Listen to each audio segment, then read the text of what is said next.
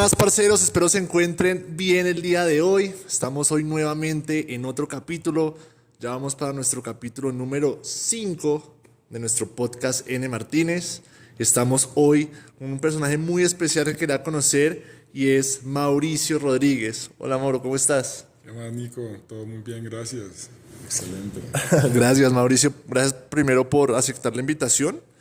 Y realmente, Mauricio, me encantó ver tu página, ver todo lo que has creado durante todo este tiempo, ¿sí? Más que todo en el tema del skater, que es como un tema que como hablábamos ahorita, se veía como muy underground antes, como que muy de la calle, pero que cada vez se va normalizando más. Pero antes de empezar ya con toda la historia de lo que es el longboard y cómo llegó, yo quería saber, Mauricio, un poco más allá es del origen de todo. ¿Cómo fue tu niñez? ¿De dónde surge como todo esto? ¿Cómo fue todo ese proceso desde niño? Bien, muy bien. Me encanta la pregunta porque yo creo que todas las raíces están en la niñez. O sea, ya que lo dices, creo que nunca me habían hecho esa pregunta. Nunca habían conectado la práctica del longboard con lo que pasó en mi juventud y en mi niñez. Y yo lo que pienso es que fue una niñez súper activa. Fue una niñez de barrio, de una casa, de una cuadra, con amigos de diferentes generaciones. O sea, podríamos un viernes en la tarde o un sábado podríamos ser 30 niños afuera, 20, 25 de diferentes edades. Entonces siempre fue como una cuestión de buscar qué hacíamos, o sea, literalmente inventarnos como las distracciones, y yo siempre me di cuenta que, o haciendo una retrospectiva, que siempre tenía como un instinto extremo. O sea, que cuando dijimos vamos a hacer rampas para la bicicleta, eran rampas pues ya donde queríamos volar metros y no era así como solo por saltar. Entonces sí fue una niñez de calle y una niñez de inventarse siempre cosas en esa calle. O sea, como de buscar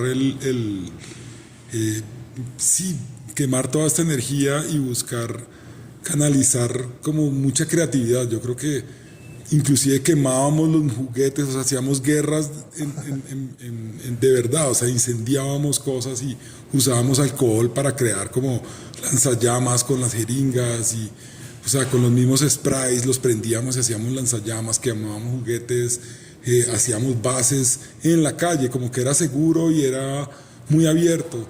Después ya empezamos con cosas un poco más peligrosas, como la pólvora. Entonces yo me acuerdo que pasaba el tipo de la pólvora y uno hacía vacas entre todos los amigos.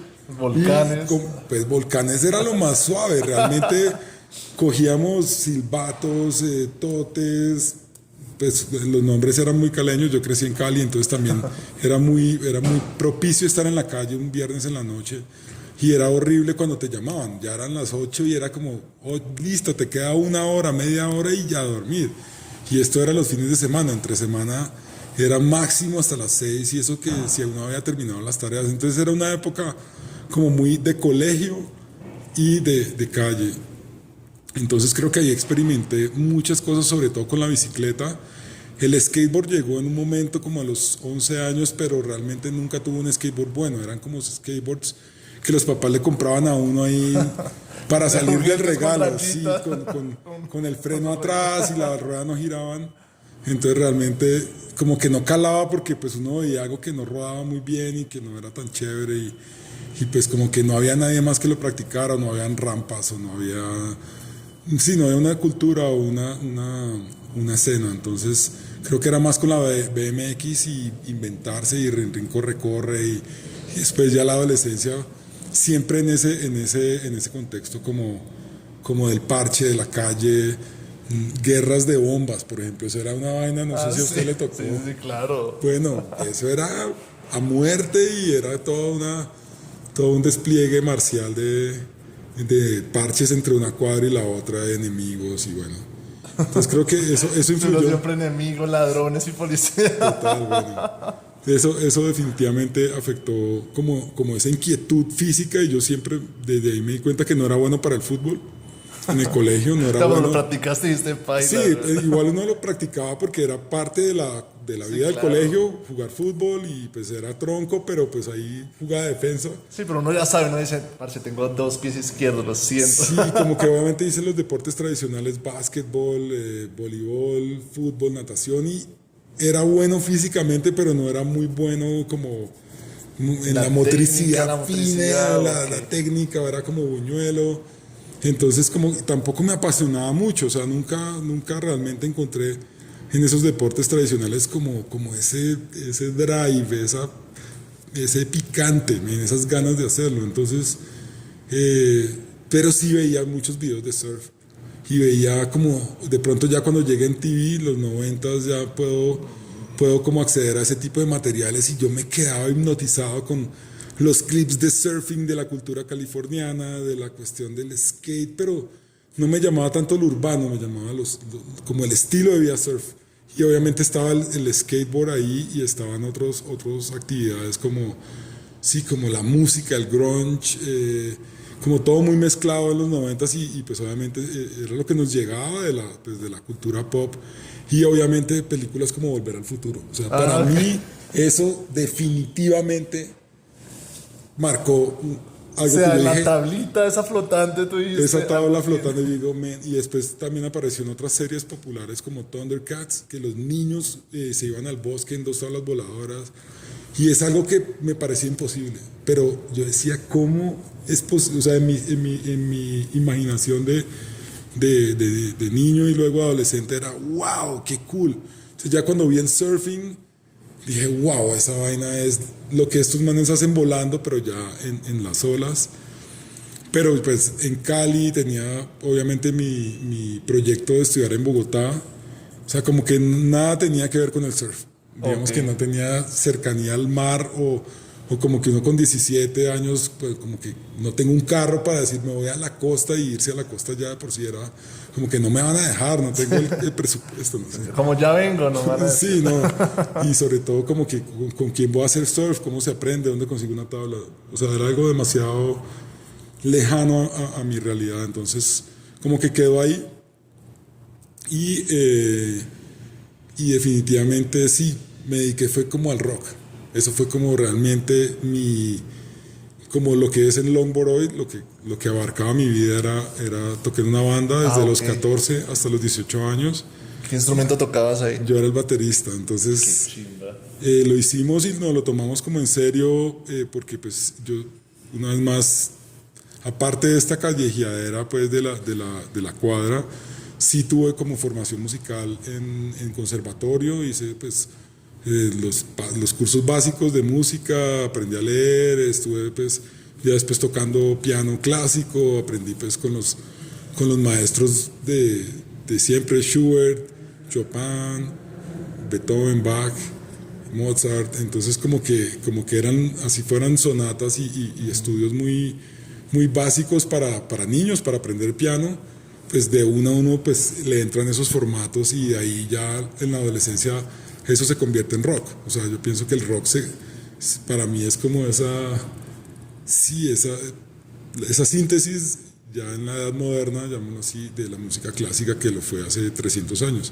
Entonces yo realmente solo me enfoqué a querer ser baterista y mi sueño era tener una banda, entonces nunca como que ese skate o el surf lo vi como algo prioritario o algo viable y lo vi más hacer un sueño realidad, era tocar en una banda y tocar en conciertos y tocar con grupos importantes y esa parte la logré, o sea, con esa banda que empezó muy de garaje, terminamos siendo pues parte del circuito caleño de rock y estuvimos viajando a varias ciudades, estuvimos con bandas que hoy en día son emblemáticas como 1280 Almas, fuimos teloneros de ellos iban a Cali varias veces, 2 veces estuvieron y nosotros fuimos sus teloneros, estuvimos con Aterciopelados, ya cuando Aterciopelados era bastante grande, tocamos en la Media Torta y pues ya tuvimos la oportunidad de tener miles de espectadores, no sé, 3.000, 4.000 personas enfrente y pues fue una experiencia muy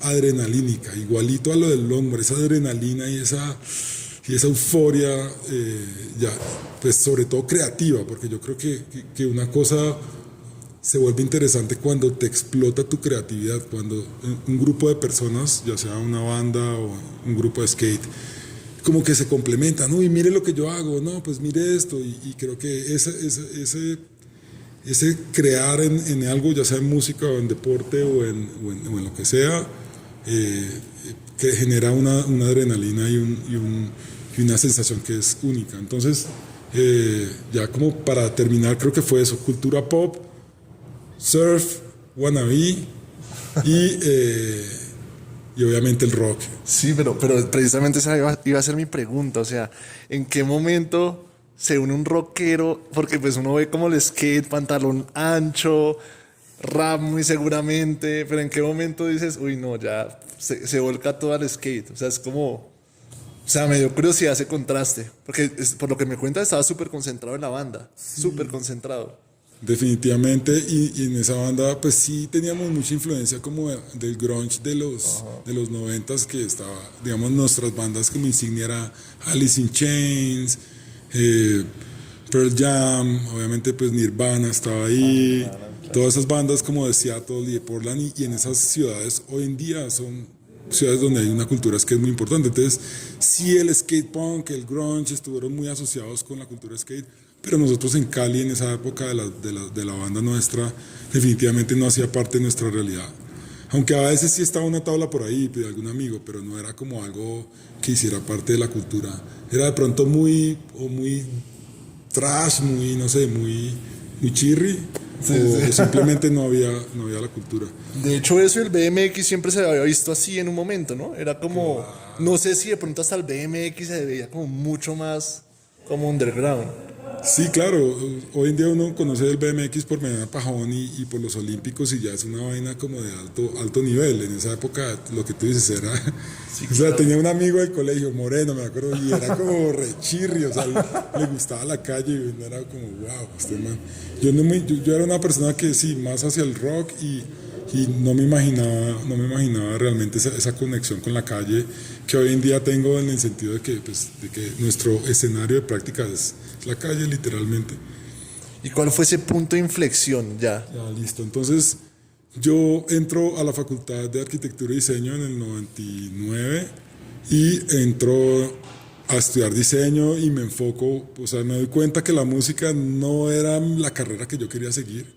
Sobre todo no quería interpretar así como Bach y volverme un músico como de conservatorio o de sinfónica. Eso no era mi estilo. En mi familia tengo tíos músicos y actores.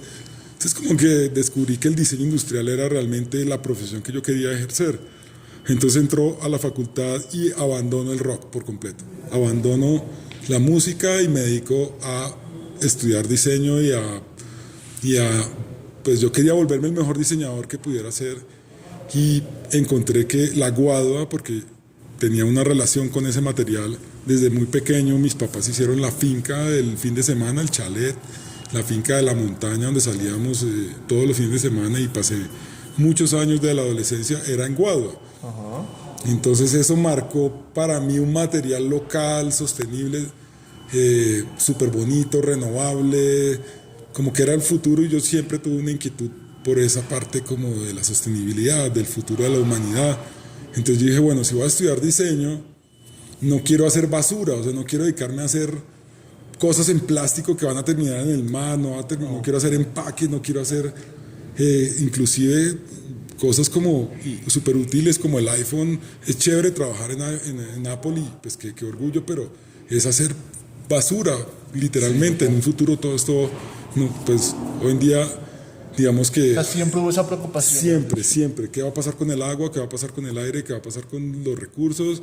¿Cómo puedo ser diseñador con algo que sea sostenible? Entonces tenía esa inquietud de la guadua y quería volverme el mejor diseñador con guadua del mundo, porque como que dije, eso es mi material, y me acuerdo que empecé en la facultad y los profesores como que me copiaban, pero igual no entendía muy bien hacia dónde iba, porque se imaginaban como unas lámparas ahí, todas artesanales, como de... No, yo me lo imaginaba como algo del futuro, como algo laminado, como algo...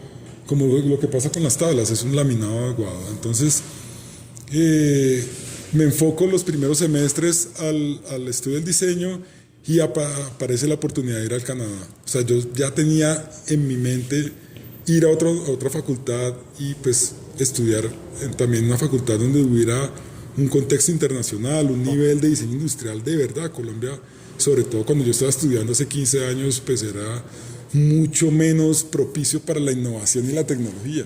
Okay. Entonces, a través de la Javeriana terminé en la Universidad de Montreal, en Canadá, y en la Universidad de Montreal decido quedarme. O sea, me parece una ciudad súper dinámica, donde precisamente yo puedo ser libre yo, o sea, como que aquí, obviamente uno era mucho más cuadrado y vas a la Universidad Javeriana y tienes ciertos amigos y sales a rumbear a ciertos sitios. Y hoy en día ya es muy multicultural y puedes hacer lo que quieras y puedes ser LGBT, lo que quieras. Ya Bogotá tiene ese nivel de capital cosmopolita, pero en el 2000 y pico eso no era así. No. Entonces se da esa oportunidad, llego a esa ciudad y la gente el fin de semana hace snowboarding, hace esquí, cuando es verano se van a recorrer África en moto, o sea, la gente hace unas cosas locas. Más dinámico, es loco porque es una sociedad como súper estricta y organizada, primermundista, o sea, trabajan de septiembre a mayo como unas hormigas y tienen 3 meses de vacaciones y tienen capital y su moneda y ganan bien y entonces se van 3 meses por Europa, 3 meses por Sudamérica. O sea, son como los canadienses son muy expedicionistas, les gusta mucho el outdoors, les gusta mucho, se inventan, de hecho el longboarding tiene una de las mecas en California y otra en Canadá, entonces realmente es un país donde se desarrolla todo este nivel como del contacto con la naturaleza y muy extremo, ¿no? Ellos les gusta eso y empiezo yo a ser parte de este circuito como de ir los fines de semana con los amigos de la universidad. A tu parche, como así decirlo. El parche es ir a alquilar un chalet, tener un carro, dar para la gasolina, hacer un mercado y comprarse el pase del fin de semana. Y en mi caso era ir a darme duro, porque los primeros, por ahí, 6 veces que yo fui, era a darme en las rodillas y en la cola. Obviamente sí le cogía el tiro, pero realmente en un punto yo tenía tanta obsesión por hacer eso, porque encontré como eso de la adolescencia del surfing, lo encontré en esa cultura, pero en la nieve, y yo quería hacerlo hasta que como que fue calando. Muchos de mis amigos venezolanos, panameños, mexicanos, lo intentaron o hacían más esquí como tradicional, pero el snowboarding como que no, eso no es para mí, eso es para adolescentes. Yo ya tenía pues no sé, 21, 22, y ahí con mis amigos canadienses empecé ya a irme con ellos al corte. Entonces ya como que le cogí el tiro, hasta el punto donde los mismos canadienses como que, oiga, usted como que es bueno, para esto y no para el fútbol, pero sí para esto. Y entonces ahí ese mismo grupo, que para mí, digamos, yo era como el inmigrante, no inmigrante tampoco, no me va a rebajar a eso, pero era así como el extranjero colombiano de la universidad, y pues este man que le va a gustar el snowboard, y pasé a este man a ser parte de nuestro parche, y ellos salían a unos bares donde la música era diferente. Por ejemplo, conocí el drum and bass, en esa época era el acid jazz, después me metí más en la escena electrónica, acid jazz, música electrónica, pues que en esa época era como, se puso muy fuerte como el deep house y después el techno. Entonces como que era una subculturas que hacen parte como de un mundo que era lo moderno, y yo quería estar en esa onda. Entonces, porque yo era muy tradicional, y sobre todo estudiando diseño era mucho más como académico, como arquitecto, entonces creo que encontré en esto ese escape donde encontraba esa adrenalina, ese solle, llamémoslo así. Y los manes de este grupo en la universidad también hacían proyectos muy cool. Y lo chévere del snowboarding y de los deportes de invierno es que también lo practican la gente que no es extrema. O sea, mis amigos así súper preppy, pues, súper straight, que les gusta, no sé, la música popular, Shakira y lo de la radio, resulta que como crecieron haciéndolo, pues también hacían snowboard, también hacían esquí, entonces se juntaban mucho esos grupos y empiezo a practicarlo cada vez que podía. Y los veranos los manes me dicen, venga, nosotros le tenemos un sustituto para el verano y es el longboarding. Y yo, ¿cómo así? ¿Qué es eso? Y ya me muestran las tablas largas y me la prestan todo un verano. Como lleves esa vaina y me la trae en septiembre. O sea, no fue que te habían enseñado, sino que como que coge, experimente. Sí, además que cuando ellos me hablaron del longboarding, estaba todavía en invierno y en invierno la calle en Montreal es llena de sal, le echan sal y entonces es como Sí, hielo. para evitar que uno se deslice. Exacto, entonces es como hielo, sal y le echan como unas piedrillas para que los carros puedan tener tracción. Entonces uno como que durante 6 meses del año se olvida de que existe el longboarding, en esa época existe el snowboard y cuando ya es ese verano espectacular con el cielo azul, que solo son como 3 meses en el año, uno anda en longboard y como las calles son muy buenas, ciclovías y ciclorrutas por todas partes, pues vas volando. Entonces lo que yo viví de niño en mi mente lo estaba haciendo en snowboard para ir a la universidad, como con el maletín, el computador, todo, y ahí llegaba el bus, me montaba al sistema público ahí de Montreal y llegaba a la universidad y en vez de caminar 20 minutos de 20 cuadras, me iba 5 minutos en longboard y pues obviamente eso fue como adicción inmediata. Excelente. Eso tenían por ahí unos 23, 24 cuando esto pasó. Claro, y bueno, y ahí después, ¿cómo fue el regreso? Al volver a Colombia, que tú dijiste, ¿no te pasó como, no quiero? No, realmente para mí era como un ciclo cumplido. Sentía que tenía que volver a Colombia a hacer algo con lo que realmente era mi raíz, que era la guadua. O sea, como que te quedó ya esa experiencia y dijiste, algo con esto que aprendí acá tengo que hacer allá. Sí. Te quedó como esa idea. Sí, y esto que yo aprendí acá, también estuve en Italia, o sea, a través de la Universidad de Montreal, fui a Italia a hacer una pasantía, o sea, tuve unas puertas muy abiertas hacia unos estudios de diseño muy interesantes, y siempre traté de meterlo de la guadua, y en el primer mundo siempre como que me dijeron, usted está, sí, como que no es por ahí.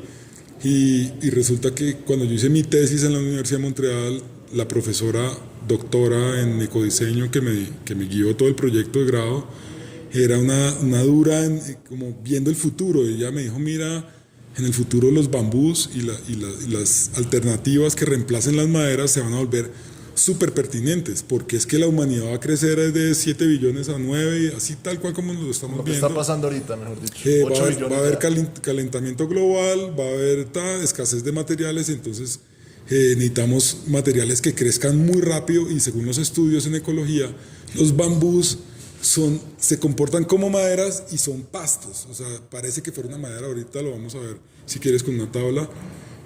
Son pastos que se comportan como madera y en vez de demorarse 25 años en crecer, se demoran 2 años, o sea, el 10% del tiempo, y se pueden hacer renovables, porque un bosque de pinos o de eucaliptos se demora más tiempo, ¿no? tú arrasas con el bosque y después tienes que volver a esperar los 30 años para que nazcan los árboles para volver a arrasarlos. El bambusal o el guadual, porque la gente piensa que la guadua es una especie y el bambú, sí, el bambú es todas las especies, la familia es el bambú y las diferentes especies hay bambús chinos. Es como un derivado. Es una especie. Digamos que bambú es equivalente a perros y guadua es equivalente a gran danés. Es una de las bambúes más grandes del mundo. ¿Listo? Indonesia tiene bambús, Ecuador tiene bambús de diferentes especies. Colombia tiene su especie que se llama guadua angustifolia, una de ellas, porque en este territorio hay miles de especies también, y en China hay otros tipos de bambú. Entonces tenemos la mata de una de las especies que serán más pertinentes en el futuro en nuestro país, y logré, después de muchos esfuerzos, y por eso fue que regresé a Colombia, porque era donde me permitía estar y, digámoslo así, apostarle todo, porque le aposté todo. O sea, es como, mira, esto tiene que funcionar, yo sé que va a funcionar, y hoy en día pues ya el producto lo ha demostrado, y la guadua pues realmente supera todas las expectativas. Pero la idea siempre estuvo inicialmente en tablas o en cómo inició ese proceso con la guadua. Muy buena pregunta. O sea, es muy loco porque, claro, yo trabajaba en mobiliario, en oficinas de diseño interior, en arquitectura, en decoración, lobbies para hoteles. Entonces yo siempre proponía el aguado y la gente pensaba que yo le iba a meter como una cosa rústica, como de finca, sí, no, eso no se ve bien acá. Y yo, pero no, eso no es así, es laminado, se le puede dar curvas, se puede termoformar y hacer unas cosas futuristas. Entonces como que me demoré muchos años dándome como contra las paredes y recibiendo negativas, no podemos meter ese material, es muy costoso, ¿de dónde lo va a sacar? También fui profesor de diseño en 6 años en la Universidad de los Andes, en la Universidad del Valle, y también siempre metiendo mi lado así subversivo con el aguado. Y la gente como que bueno, sí le captaba, pero no le veía la pertinencia. Hoy en día, o sea, ya 10 años después, ya la gente es ok. Ya vemos como las quemas en California, en Hawái, la vaina como cambiando, tenemos una cuestión donde decimos, O sea, lo que decía tu profesora prácticamente. O sea, te faltaba ahora el contexto. La gente le faltaba el contexto para creerte, mejor dicho. sí, y que pesar que sean realistas esas predicciones, porque no es nada chévere, o sea, para nada agradable tener que vivir en esta época eso que esos especialistas estaban estudiando pues desde hace décadas. No es nada chévere. Estamos en una buena posición en Colombia donde tenemos agua, por ejemplo, donde tenemos un clima que no se va a secar por completo o va a llegar y se va a volver nieve. Tenemos un clima donde vamos a poder sobrevivir, pero pues en este momento digamos que disfrutamos de todavía un mundo, ¿cómo se dice?, deslumbrante, creciente, la industria está creciendo, pero definitivamente, sobre todo en mercados internacionales, ya apenas ven que es hecho en Colombia con bambú, y dicen, ok, esto me interesa, no es hecho en China.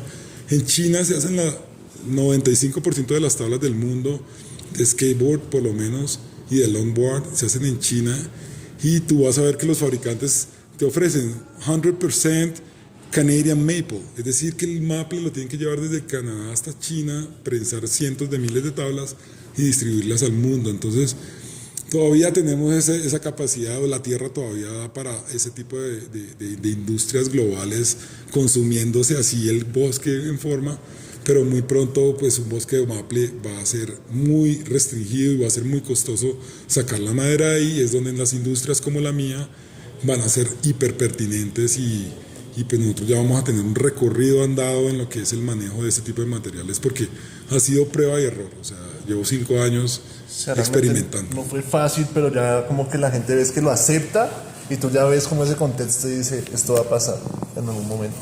Sí, definitivamente, y lo veo no solamente en la gente, en el público, como los millennials que dicen, no, yo vi que tu tabla es hecha en Colombia y por eso la compré aquí, no la compré en no sé, en Amazon, porque en Amazon pues, no sabes de dónde viene. Entonces, Sí, claro. aquí hay una fuente, hay un cuento, somos todos deportistas que practicamos, o sea, hay como un desarrollo desde la raíz. Entonces ya los clientes son conscientes, pero también la industria me muestra, por ejemplo, me llegan catálogos desde China donde ya te dicen que te venden tablas híbridas, maple, bambú, o sea, varias capas. Entonces ya veo que la misma industria empieza a venderle a las tiendas y al mercado estas alternativas. Entonces digo, wow, pongámonos las pilas porque tenemos que estar muy bien parados cuando se venga la ola real, eco-design, eco-green amigable. Ya no es amigable, es eco-salvación. O sea, si entiendes, compra una tabla sin sentirte tan mal de que estás deforestando el bosque nórdico. Menos greenwashing. Sí, ya va a tocar, pucha, o una tabla en maple, listo, muy linda en maple, pero le vale $350 la madera, y a eso súmele los componentes. O sea, ya no es como ahora, que es como un commodity. Maple va, maple viene y consumas el bosque. Entonces, esa es la línea y la columna vertebral que logré sintetizar en Longboard Colombia. Ok, bueno, y ahí no nos dijiste, ¿cuándo ya empieza a ser longboard? Ya dijiste que los muebles, eso dijo la gente, como que no, esa parte, ¿qué le pasa a este man? Pero ya cuando tú dices, marica, lo voy a meter al longboard, ¿cómo fue esa parte ahí? ¿Cómo fue todo eso? La verdad es que parece como una historia así toda llena de facetas diferentes. Han sido muchas facetas diferentes. El rock and roll, la cultura caleña, bueno, el Canadá de snowboard, no. Realmente, ese snowboard quedó y el longboard quedó ahí metido en el ADN y realmente mi plan sí era quedarme en Canadá. Yo apliqué para la residencia y me vine a Colombia como a esperar, mientras el procedimiento se demoraba como 1 año y medio. Entonces dije, bueno, estar otra vez en Cali con mis papás y trabajar en Colombia, quería estar otra vez acá. Entonces llego yo y antes de venirme contacto a mi amigo que tenía una empresa de longboards en Montreal, se llamaba Motion Longboards, él se llamaba Dominique. Hey Dominique, necesito 2 longboards para Colombia. 3. Le tenía que devolver una tabla a un amigo que yo la perdí. La perdí, se me quedó en 1 metro, la boté y él tenía que devolverla, pues porque no quedar con esa deuda kármica. Y me traje 2, yo dije, yo me llevo 2 y no me alcanzó sino para las maderas, no me traje las ruedas ni los ejes porque era o 2 tablas o una armada. Y yo dije, no, yo necesito 2 porque necesito tener un compañero para montar. Entonces yo me traigo 2 longboards muy cool, muy surferos y llego a Cali y dejo eso guardado a buscarle las llantas en San Andresito. No, finalmente un amigo de Canadá me las mandó. Y yo empiezo a ir a la oficina todos los días en ese longboard y era lo más loco. La gente paraba en el carro y me decía, uy, ¿qué es eso? Qué chévere. O sea, tuvo una reacción muy positiva a diferencia del skate, porque esto era como más deslizarse, parecía más cool, mucho más relajado. Y yo tengo la otra tabla ahí guardada y conozco a mi maestro. O sea, conozco un chico que se llama Simón Ramírez. El man, yo ya era profesor de la Universidad del Valle, yo ya tenía 27, 26, 27, o sea, yo ya tenía más como una postura de adulto, entraba en la adultez, en el trabajo, en sostener ya pues mi vida y pues como que yo decía, no, pues el longboard es mi medio de transporte y es mi lado alternativo, mientras que me tengo que conseguir los clientes, era profesor, o sea, como que tenía que empezar a crear mi carrera profesional. Y llego yo a una fiesta.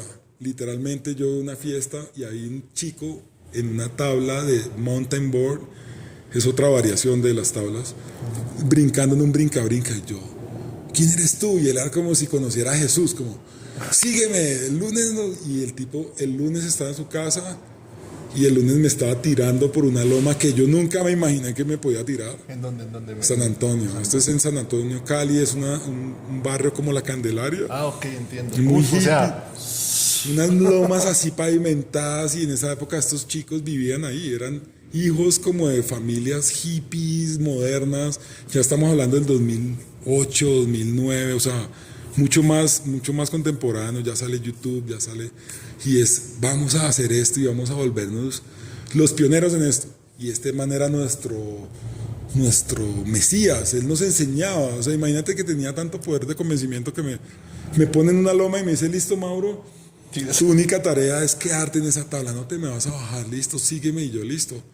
Y yo era, pues, no sé, un profesor ya así, freelance en diseño y yo me tiro y esa tabla empieza a temblar y empezamos a coger velocidad y yo siento que me voy a morir, porque ya no logro sostener eso y él me dice, vamos, continúa.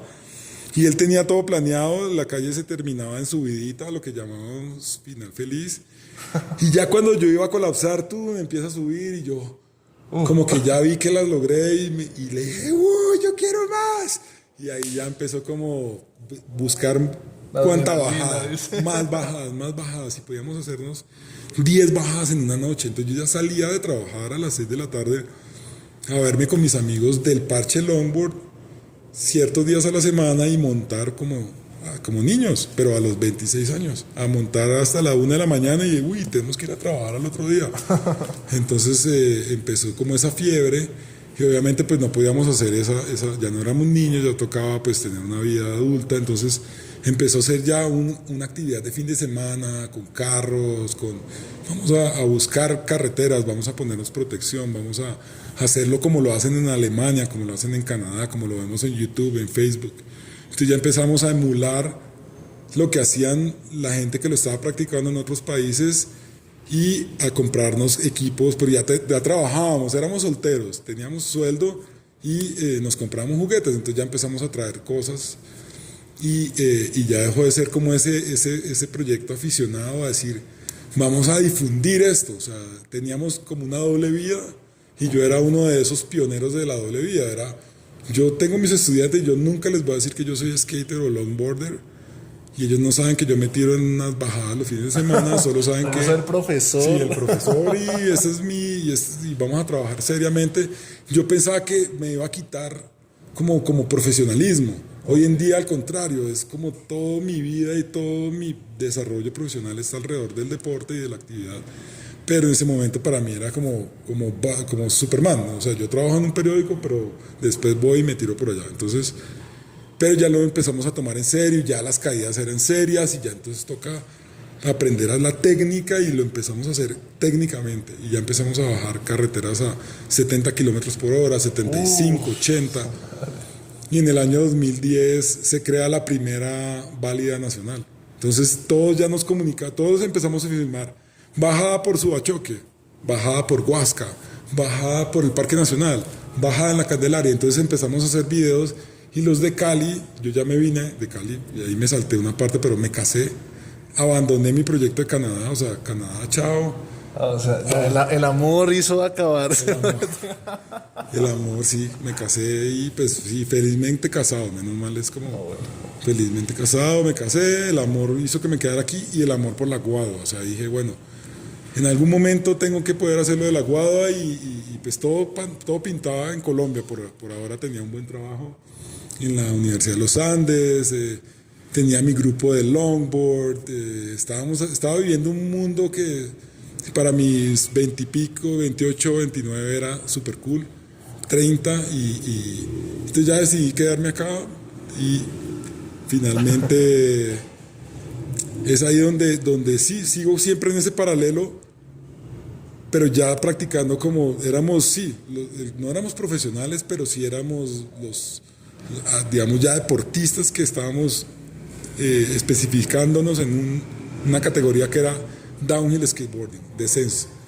Entonces ya era bueno, ¿quién se compra un casco de carbono? Y ya todo el mundo con casco de carbono, con materiales mucho más profesionales, empezamos a traer ya cosas técnicas. Estoy hablando ya del 2011, 2012, y ya empezamos a practicar para los campeonatos que se empiezan a venir. No, que hay un nacional en Medellín, que hay un nacional en Cali, que hay un nacional en Pereira. Ya era una comunidad, ¿no? Ya era una comunidad y ya nos encontrábamos en un nacional 130 personas, 150 personas. Entonces ya eran campamentos, fincas alquiladas, buses. Y empiezo a ser parte pues de una escena que era muy excitante, hacer parte de algo nuevo, fresco, donde las familias hicieron parte de eso. O sea, iban la gente con sus hijos, todos teníamos 30 años y la gente se empezó a casar y a ser parte del deporte casados, era muy cool. Okay. Y se volvieron, sí, como esas comunidades fraternales. Y empezamos, y no solamente eso, sino que la gente empezó a buscar como una forma de negocio. Okay. ¿Cómo puedes monetizar eso que te gusta? Entonces, yo empecé a traer los ejes de tal marca, los contacté en California y los traje por casillero y empezó todo este. Entonces yo ya también dije, uy, ¿cómo así? No, yo voy a traer mis cosas para acá porque la gente empezó a ver los videos. Hey, Mauro, o mira, yo te vi en un video, ¿cómo consigo esas tablas? Y yo, ¿cómo hago? Y yo digo, pero ¿cómo hago? O sea, ¿cómo uno también empieza? También Canadá. ¿Cómo emprendo una empresa? O sea, estoy recién casado, tengo 31 años, me encanta esta vaina, ya me he cascado y quiero más. Y me están pidiendo esas tablas, yo sé hacer diseño web, sabía hacer páginas, sabía hacer logos. Bueno, pues hice un plan de... se me pierde mi tabla, la dejé tirada, en una de las bajadas la dejé tirada por querer volver a la loma, la dejé abajo, entonces ahí Paula, mi esposa, me dijo, escríbeles a lo de esta marca californiana. Y yo, oye, ¿cómo se te ocurre? Es como si yo le escribo en bicicletas a, no sé, Scott. Oye, quiero ser tu representante en Colombia y tú eres un nadie te conoce. Y ella me dice, dale. Y yo le dije, listo, mañana lunes, era un domingo que llegué llorando porque perdí mi tabla. Yo le dije, mañana le escribo, no, escríbele ya. Yo le dije, pero es domingo, no, ya. Y ya como que se ranchó, insistió y yo les escribí, hola, soy Mauricio, mira uno de mis videos así súper amateur con la GoPro, me gustaría ser el distribuidor en Colombia, muchas gracias, estos son mis datos. Y yo, bueno, send.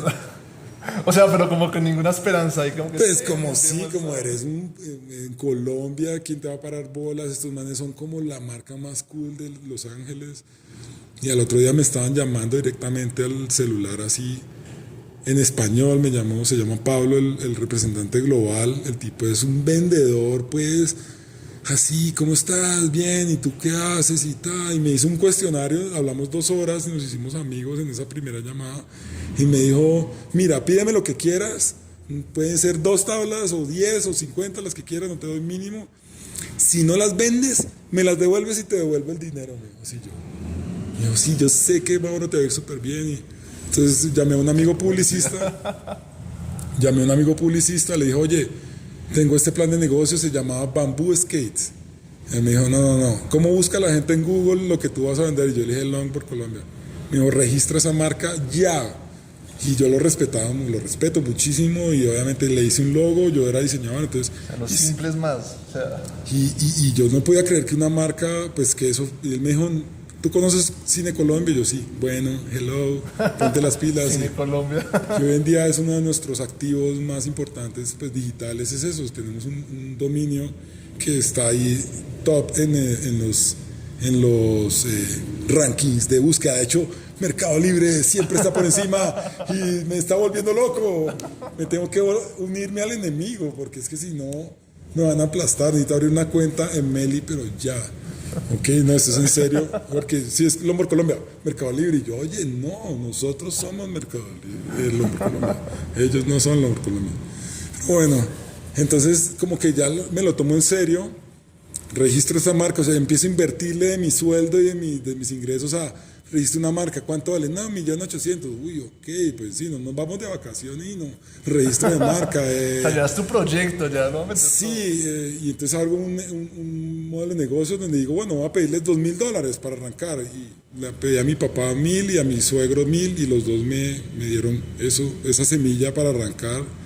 Y pues sí, ahí pedí $2.000 y cuando llegó eso fue como si llegara la caja de juguetes y yo volviera a mi niñez. Pero ya, mentiras, vi un producto, sobre todo hecho en Estados Unidos, no era hecho en China, hecho en bambú. O sea, los manes ya no llevan el maple de Estados Unidos a China, sino que traen el bambú de China a Los Ángeles y prensan las mejores tablas del mundo en bambú. Las mías son las mejores tablas del mundo en guado. Entonces, de ahí ya yo dije, bueno, esto es algo que me encanta y las vendí. Como dijo el tipo, las vendí. Monté una página web y en mi casa llegaba la gente de la sala y me pagaban, eran tablas costosas de $300 de la época y claro, hoy eran costosas. Y empezaron a pagarme en efectivo y ya ahí pues me tocó formalizarme y abrir una tienda y empezó Longboard Colombia.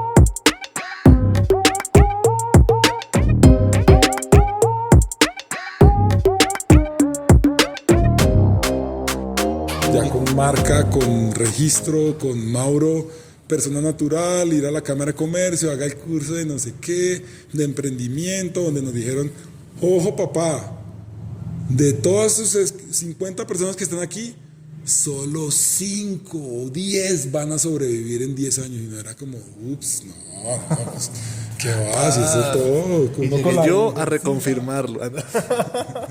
Bueno, y llegaste hoy con esos datos, ya tú eres otra generación, millennial, centennial, y llegaste con una información que es verdad. Y hoy en día ya, afortunadamente, por lo menos en actitud, yo soy de los que pasamos, de esos 10%, soy de los que... ¿Ya cuánto llevas? Pues entonces eso pasó en el 2010, se registró la marca como una distribuidora, o sea, podría decir que son 13 años, pero ese modelo de negocio colapsa literalmente, y no solo en Colombia, para mí como empresa, sino en el mundo, porque obviamente la escena crece y la industria se multiplica y yo me diversifico muchísimo, empiezo a traer de tener 3 marcas a tener 70 proveedores y donde ya no puedo seguir creciendo, entonces fue como unos errores muy estratégicos que yo no tenía formación en finanzas ni en administración de empresas y creo que fue mi formación, o sea, literalmente sentir que se te viene el mundo encima, o sea, no tienes cómo pagar cuentas, tienes deudas de importaciones, o sea, para mí pedir $10,000 ya era muy normal y era pase a tarjeta y cuando menos piensas debes 100,000 y tú dices, uy, pucha, ¿cómo voy a pagar eso con tablas? Y todo como que realmente colapsa, pero ya tienes experiencia, tienes como un callo de emprendimiento y tienes, pues sí, una visión. Yo ya digo, ok, esto es un proyecto ya no solo como un proyecto al lado, que para mí siempre era una empresa al lado, esperar a ver si algún día Peleches, no. ¿Qué quieres en tu vida realmente? Y ahí yo ya tengo por ahí unos 36 años, ¿sí me entiendes? Ya lo intenté y se me viene encima, o sea, literalmente hay 2 opciones, te declaras en quiebra o pones la cara y te aguantas el bombardeo. Entonces yo decidí, pues me investigué y resulta que la salida fácil es declararse en quiebra, pero realmente pues quedas limitado financieramente durante muchas décadas. Entonces, como que mi postura fue decirle a todas las personas, mire, esto es mi situación, yo les voy a pagar, yo no sé cómo, pero les voy a pagar. Y Como renegociar. renegociar, mostrar intención de pago, así sean 100,000 pesos, los transferí a tu cuenta, pero mira, 100,000 pesos al mes y la gente se reía de mí, usted está loco, sea serio. Yo, venga, de 100,000 en 100,000, durante 2 años les pagué deudas y ya después no eran 100,000 sino 300, después 500, después 1,000,000 y así mismo realmente como que puse la cara y no dejé quebrar la marca, la empresa, las cuentas, mi nombre, y fue muy duro. Fueron por ahí unos de los 35 de los 37 a los 42, realmente donde fue, sí, no sé, hoy en día no entiendo cómo. Tenía un trabajo, tuve un trabajo con la universidad. Estabas alterno, o sea, tu emprendimiento, de hecho te iba a preguntar eso, ¿tú dejaste de ser profesor o seguías ahí todavía como Sí, con las clases? de ser profesor es como todo, ser profesor ya no es como que antes, como que, ay, yo soy profe y por los lados, no. Ser profesor hoy en día es, primero, pues qué pena, no pagan nada bien. Segundo, así sea pues Harvard, bueno, me preguntan en Harvard, pero te pagan de acuerdo a tus credenciales, entonces tienes que ser tremendo nerdo con 3 maestrías, 2 doctorados, un proyecto de postdoctorado para que tus credenciales te den y ganarte una entrada de un gerente bueno. Si no eres, no sé, igual, imagínate lo que le tienes que invertir a un doctorado, Sí, claro, para recuperar esa inversión. Entonces yo me di cuenta que no era lo mío, definitivamente. Es estar enseñando el diseño que yo no practicaba. Hoy en día practico todo lo que le decía a mis estudiantes: innovación, marketing digital, cómo crear un Canva de verdad. Todo lo que yo le enseñaba a la gente lo vivo con mi marca y lo pongo a prueba. Esta estrategia funciona, esta estrategia no funciona. Lo que uno teóricamente está ahí y se vuelve casi que una vaca ahí sagrada de escritorio. Y pues no, mentira, no quiero ofender a mis profesores, ellos se ganan premios, mis colegas se ganan premios y van a dar conferencias en Estocolmo y en Illinois, o sea, pero una vez más, era 2 caminos y el mío es el del emprendimiento, el del riesgo, ese mismo riesgo del longboard, del deporte, es aguantar y a veces no hay con qué pagar y te toca tener esa respiración y esa, como cuando uno ve que todo se está cayendo enfrente de una persona y tú vas a 80 y te dices, yo no puedo caerme, y lo tienes que resolver literalmente como en The Matrix. O sea, yo he visto esas escenas donde todo se vuelve en cámara lenta y pasas y te dices, uy, como yo pasé por ahí, yo vi la tabla así, vi la mano del tipo acá y entonces es muy interesante porque en el emprendimiento pues requiere ese nivel de riesgo y de aguante y de úlcera, pucha, donde uno tiene que Pero soportar. eso te iba a decir, ¿tú en qué pensabas en ese momento? Porque lo que me cuentas fue bastante tiempo, o sea, lo que mantuviste así como con las deudas, tratando de hablar con la gente, renegociando. Pero ¿tú qué pensabas en ese momento para tener precisamente ese aguante y decir, voy a continuar, así esté ahorcado hasta... O sea, ¿qué pasaba por tu mente en ese momento? ¿Qué decía Mauro en ese momento internamente? Como... Pues mira, lo primero que yo hago como emprendedor y lo hago todo el tiempo es como inspirarme. O sea, yo veo conferencias o veo YouTube o veo podcasts desde Warren Buffett hasta Elon Musk, hasta Richard Branson, o sea, los grandes y los pequeños que se volvieron multimillonarios a los 23, otro que se volvió multimillonario a los 19, los bitcoiners. Entonces siempre tengo inspiraciones y lo primero que me di cuenta cuando me pasó es que a esos manes les había pasado muchas veces. O sea, a Richard Branson le fueron a coger su casa, la de los papás, porque la había hipotecado y bueno, el tipo le tocó poner la cara y al final les compró después una casa. O sea, todos habían arriesgado mucho más de lo que yo realmente estaba arriesgando en ese momento. Entonces era como, men, realmente quieres ser como en el deporte, quieres ser un deportista de verdad, pues fórmese y aguante, y si se deslocó el hombro, pues vuelva y fortalezcalo y vuelva y compita y hasta que se gane el título y hasta que se gane el campeonato. Entonces lo mismo, ok, ¿te vas a dejar morir o realmente eso es lo que tú quieres en tu vida? Entonces, en mi caso, pues fue inspirarme y darme cuenta que lo mío era pues una deuda o no, era una empresa y que ya no es Mauro, sino una empresa y que obviamente uno como representante legal tienes que asumir la llamada del abogado, la llamada de la DIAN o el email de la DIAN, pero que al final como un accidente, como una lesión o como una situación extrema, tienes que poder resolverlo. O sea, si me entiendes, tiene una resolución y la peor es cerrar e irte como con las patas entre el rabo entre las piernas, pero resulta que si no cierras y logras sacarlo en adelante, pues imagínate lo satisfactorio. Entonces es lo mismo cuando subes una montaña, lo mismo cuando haces parte de una competencia. Yo estuve por ahí en unos 7 mundiales, competencias mundiales con gente de todo el mundo y clasificar, empezar a competir, es muy estresante psicológicamente sentir que te llaman y que te tienes que, con las personas que te veías en los videos de YouTube que eran tus ídolos, ahora están compitiendo contigo, tienen 10 años menos que tú. Y que te quieres hacer popó en el traje de cuero. O sea, realmente es una situación muy estresante, pero precisamente lo puedes transformar ese estrés como en un placer. Entonces creo que en ese punto pues fueron decisiones muy de ese tipo, como de personales interiores, y también obviamente tener el apoyo, no sé, de mi familia, mis papás, o sea, personas que te dicen, mira, no sé, inténtalo, vas a estar bien, sigue adelante, mañana será mejor, no te preocupes. O sea, como, wow, me dan ganas de llorar, güey. Porque en serio, es demasiado. O sea, es como que sin eso creo que no lo hubiera podido lograr. O mi esposa, o sea, como que, men, todo bien, yo pago, yo asumo esto y no. En serio, sí, porque es que de verdad que se ve como o sea, se ve que puedes lograr algo que te apoyamos. Entonces uno como que, wow, man, pues, o sea, y una vez más, vuelves y te inspiras y oyes a Mohamed Ali, no sé, Jackie Chan, actores y todo eso, son como, men, de verdad, ¿quieres algo? Come mierda y hazlo, weón. O sea, y si no comiste mierda, entonces, ¿cómo vas a saber si lo intentaste bien? Entonces no es como que, güey, pucha, pues no puedo quedarme como que conmigo mismo y con esas personas que me dieron el apoyo, como en ese intento y arrugarme, ¿sí me entiendes? O sea, ya es como, wow, o sea, es decepcionar todo, digamos así.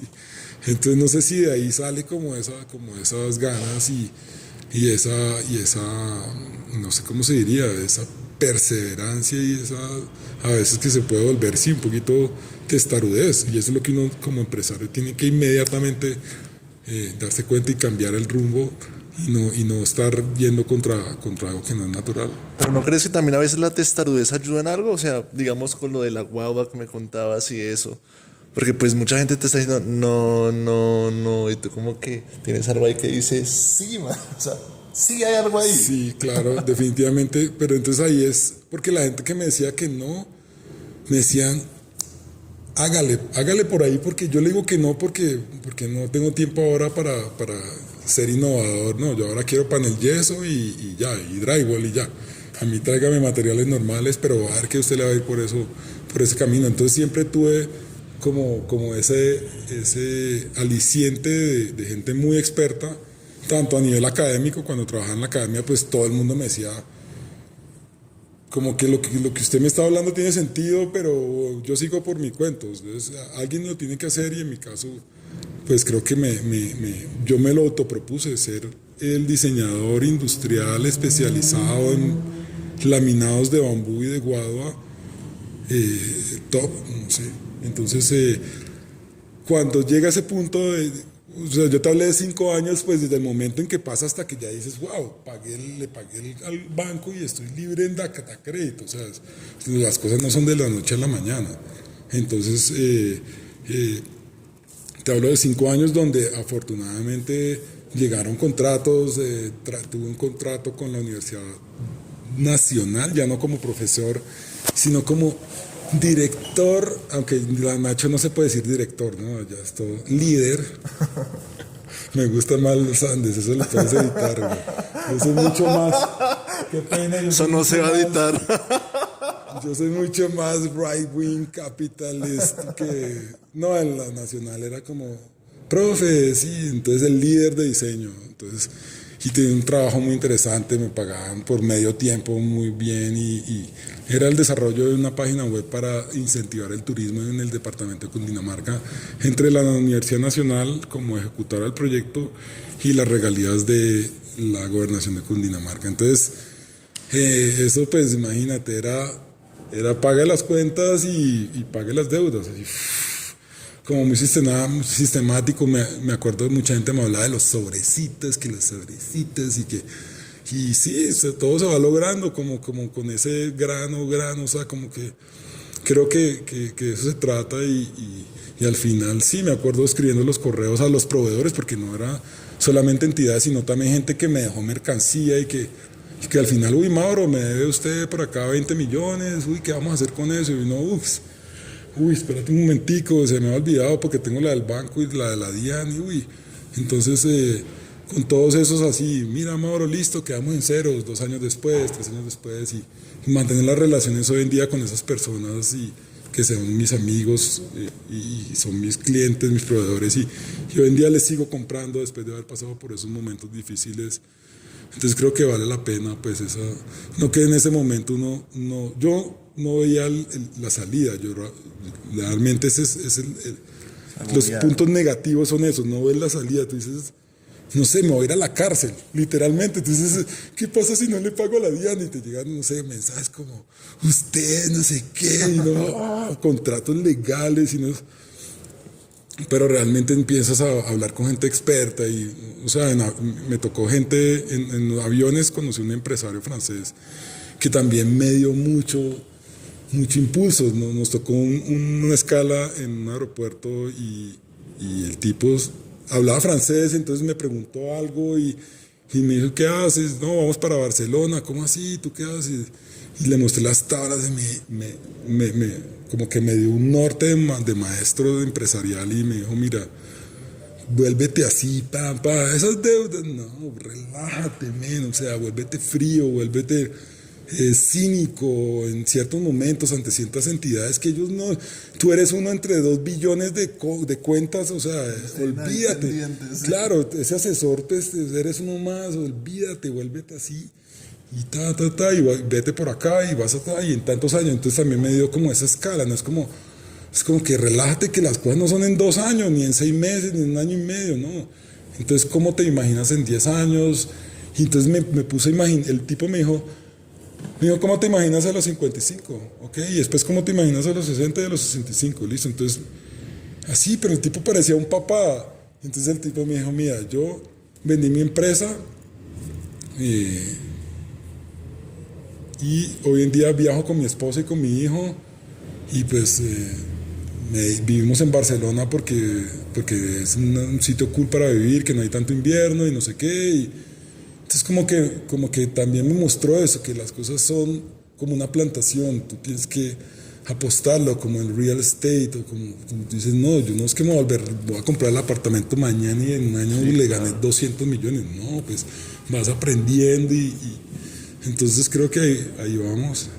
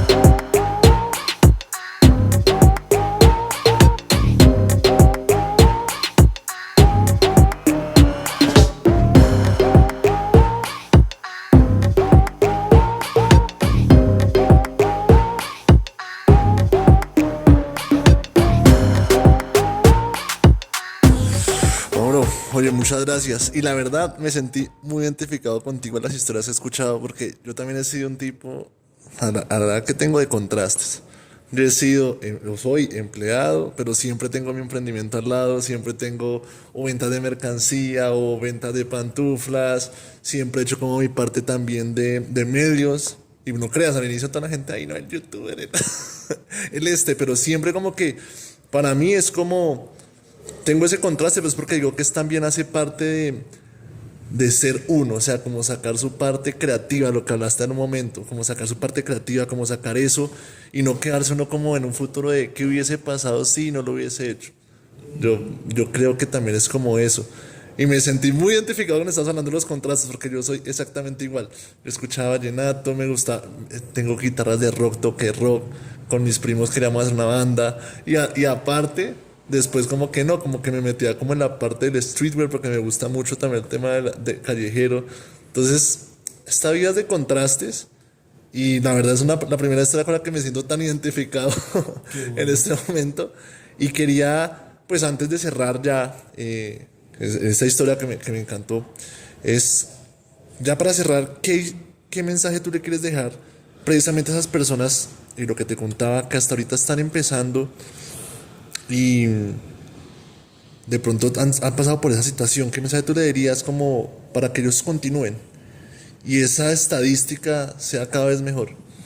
Que la estadística la puedes repetir, por favor. Es que Del 55% de los emprendimientos que tenemos hoy llevan 3 meses, pero solo el 19% llegan a 5 años. O sea, es una cosa así chiquita.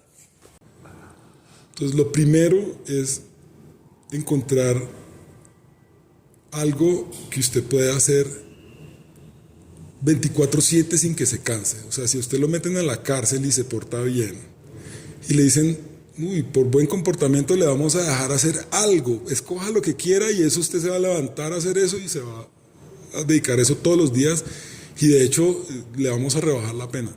Eso que ustedes dirían, en mi caso yo me lo pregunté cuando me dio una úlcera en medio de eso, me dio una úlcera sangrante que me llevó al country durante una semana. Y entonces tuve tiempo para hacerme la pregunta. Yo decía, me encanta la batería, pero yo después de 3 días ya no quiero más batería. Me encanta el skateboard, me encanta el deporte, pero así me es la patineta y lo único que me haría realmente hacer algo indefinidamente es que me des un lote de bambú laminado, las máquinas, y yo te hago maravillas, soluciones para el mundo. El mundo necesita soluciones. Obviamente la patineta es una solución lúdica para que la persona es tan importante como una solución médica. Es que tú te puedes evitar muchas enfermedades con hacer algo que te distraiga, solamente con un día a la semana. Entonces, yo me hice esa pregunta y la respuesta fue, deme Guadua, materiales y máquinas, y yo les hago muebles, patinetas, acabados arquitectónicos, y pues dije, bueno, dale. Al siguiente día cancelé mis proyectos, el proyecto de la Universidad Nacional no se renovó, y me compré 3 millones de guadua laminada y empezó Lombor Colombia de cero con 2 mesas de restaurante. Entonces sería eso, buscar algo que ustedes sepan que no les va a doler, como un escritor escribe y como un físico investiga y como una persona que le gusta la jardinería, pues hace jardines, eso que ustedes podrían hacer sin parar, y cómo lo pueden combinar con algo que les sirva a la humanidad, y pues pucha, les van a pedir eso, o sea, pueden volver millonarios si es lo que quieren. Gran mensaje. Oye, Mauro, muchas gracias por el espacio. Realmente me encantó. Gracias por la invitación. No, Qué gracias buen por tu proyecto, mensaje. y pues qué bueno que, la verdad, hay meses donde añoraría tener un sueldo y tener un trabajo estable. La verdad, yo digo, ¿qué es esta locura? Por favor, que me paguen las vacaciones, sino que tengo una prima, man. Yo no he visto eso hace años. Entonces, realmente admiro mucho a las personas que realmente trabajan y que además tienen su vida y que además pues son capaces de hacer cosas así alternativas. Entonces, para adelante, man. Porque la verdad, yo en eso sí he visto muchos mentores que dicen, sus primeros, no sé, 10, 15 años, trabaja en una empresa, aprenda, y después de lo que aprendió monte sus propias empresas. También es una opción muy, muy importante. Gracias, Mauro. Bueno, eso fue todo. Mauricio, gracias.